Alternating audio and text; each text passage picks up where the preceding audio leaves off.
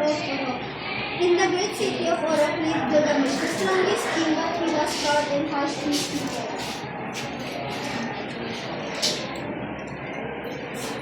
O God, Gilgamesh is so strong and unfair. Please send someone to stop him. I am Gilgamesh, king of Uruk. No one can defeat me.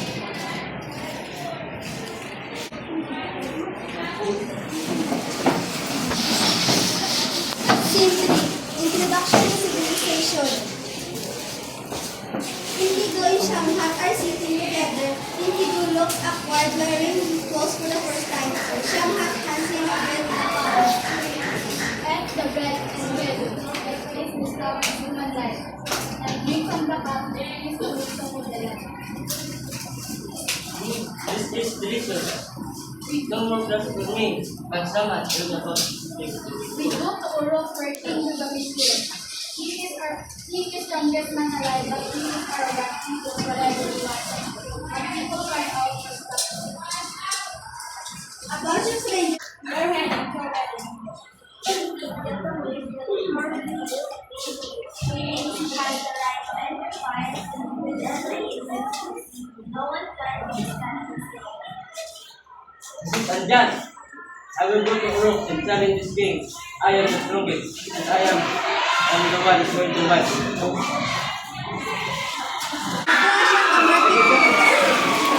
Center stage, looking proud and wearing a crown. Indigo marches in followed by Shamhat.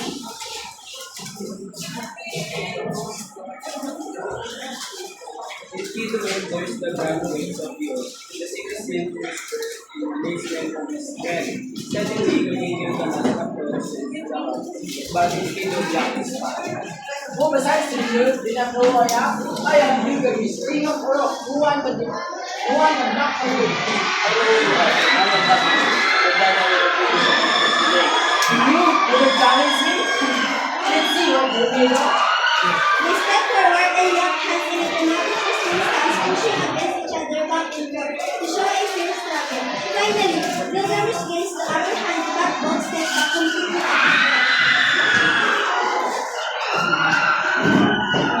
There is like wild bulls.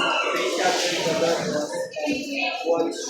Gilgamesh managed to win the match, but he had never been that.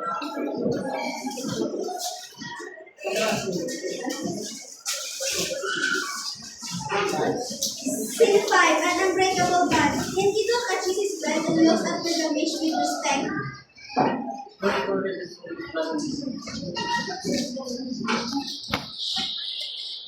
And you fight like a creature of God. Because it is seen as if there is not out to do like that. You can't beat all of me. We are equal. From this day, progress advantage. You are my brother, my companion, so we love to be yours.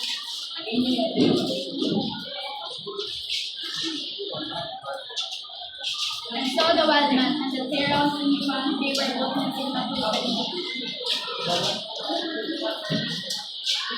And that is how the great friendship and ancient history was.